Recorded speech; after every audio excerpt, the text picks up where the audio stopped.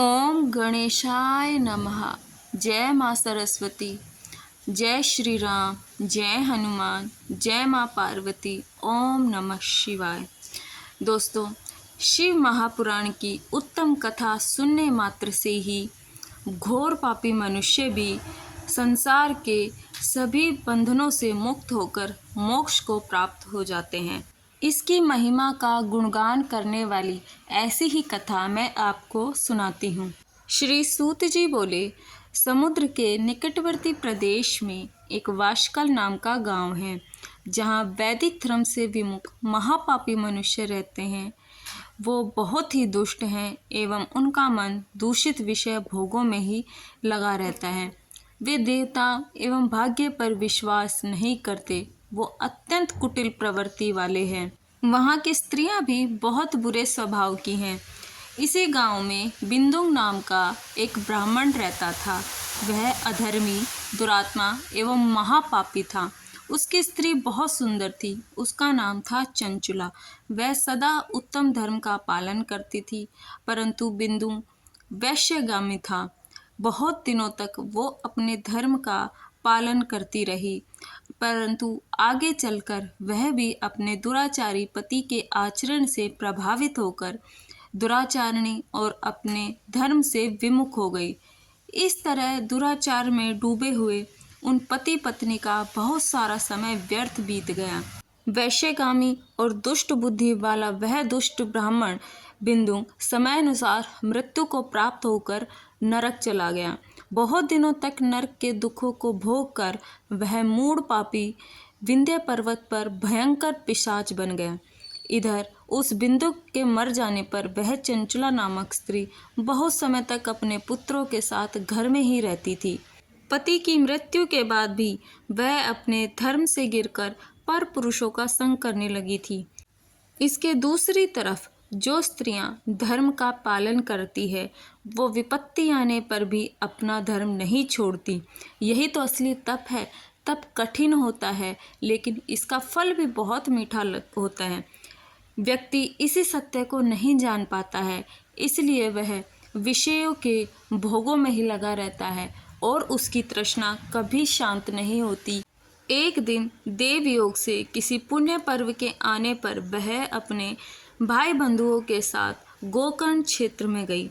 उसने तीर्थ के जल में स्नान किया और अपने बंधुजनों के साथ यहाँ वहाँ घूमने लगी।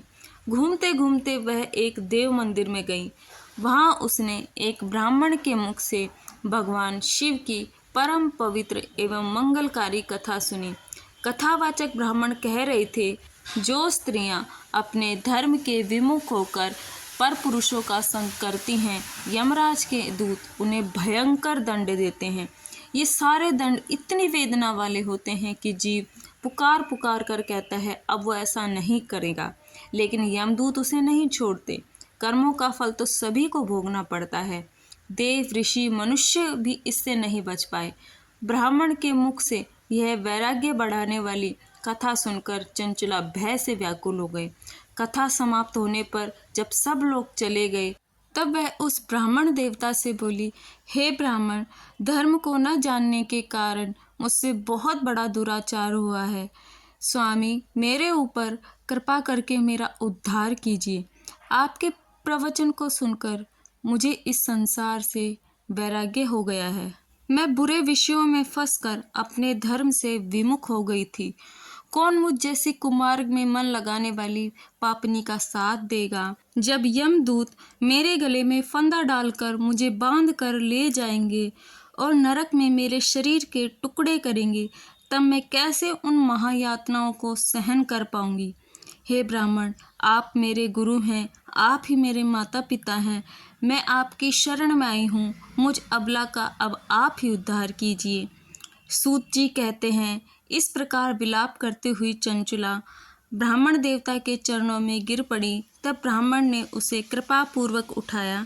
ब्राह्मण बोले, हे नारी, तुम सौभाग्यशाली हो जो भगवान शंकर की कृपा से तुमने वैराग्यपूर्ण शिव पुराण की कथा सुनकर समय से ही अपनी गलती का एहसास कर लिया है।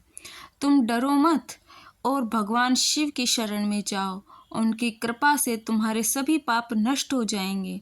मैं तुम्हें भगवान शिव की कथा सहित वह मार्ग बताऊंगा जिसके द्वारा तुम्हें सुख देने वाली उत्तम गति प्राप्त होगी।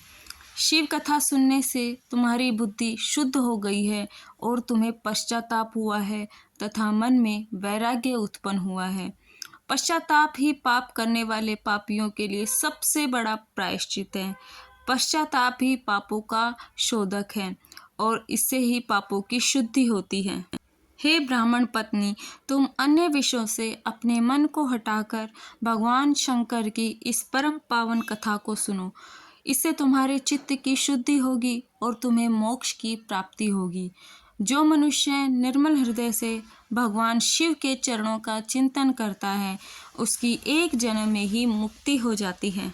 और इस प्रकार शिव पुराण की कथा सुनने की इच्छा मन में लिए हुए चंचुला उन ब्राह्मण देवताओं की सेवा में वहीं रहने लगी और शिव पुराण की कथा सुनने लगी।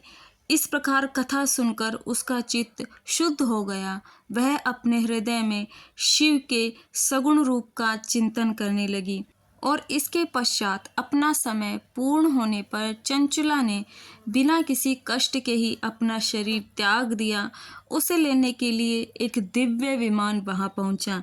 यह विमान शोभा साधनों से सजा था एवं शिवगणों से सुशोभित था।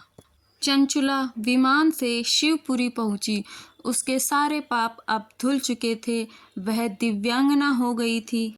भगवान शिव के परम उज्जवल रूप के दर्शन करके चंचुला बहुत प्रसन्न हुई।